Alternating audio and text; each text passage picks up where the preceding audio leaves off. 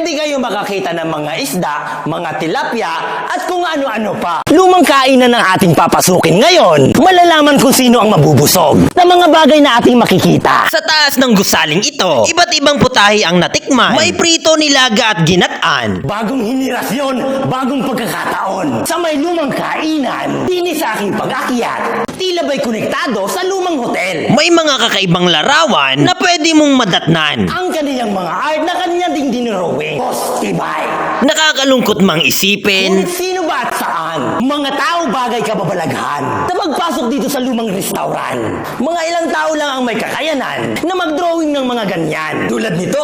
Tulad ng isang buong kwarto. Ngunit pwede ka naman magdala ng iyong makakain. Sa gawing ito, sa banda rito, at dito rin. Nakita ko ang part 2 ng kanilang sagutan. Sa oras ng 3:30, panahon ng February 11, G ako dyan. Ayon kay Corina Sanchez, pin kita bukas ng 3:30 PM, G ako dyan.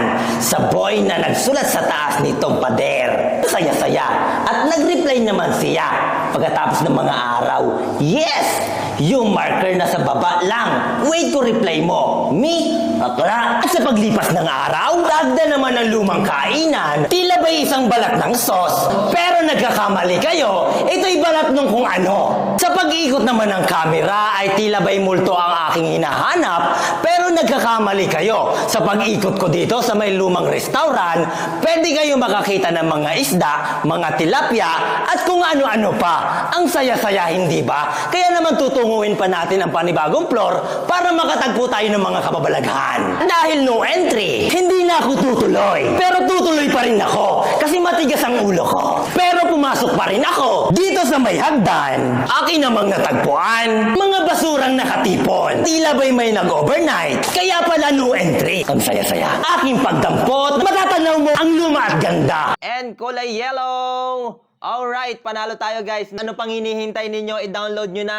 Nasa comment section lamang yung link. Libre lang yan. At syempre may mimigay tayo ng GCash para sa lahat ng mga makakapag-download. At tatlong panalo agad tayo. Walang mintes.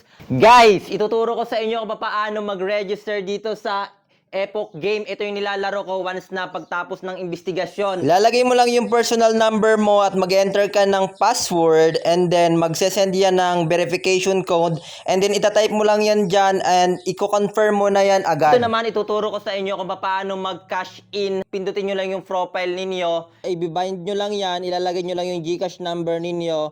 And then, lalagay nyo lang yung telephone OTP na kapag nag-send sa inyo. Pipindutin mo lang yung withdrawal na nasa baba. I-click lang natin yan. And then, ilalagay lang natin yung amount na napanalunan natin. Ibabind lang natin yung GCash natin na nilagay kanina. Syempre guys, nakakawala ng stress yung paglalaro nito. Dahil minsan kapag nasa bahay ka lang, pwede mo tong laruin.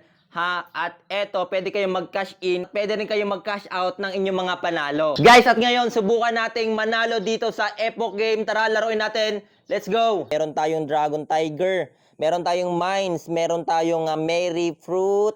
And then guys, ito yung lagi kong nilalaro dito, itong color game. I-try natin laruin. 10 pesos, lagay lang natin. Kita nyo naman, panalo tayo ng 19 pesos. Yes! Panalo na naman tayo. Ganun lang kabilis manalo dito. And kulay yellow. Alright, panalo tayo guys. Napili tayo ng tatlo na agad na makapag-download. Kaya ano pang hinihintay nyo? I-download nyo na Epoch Game na sa comment section yung link.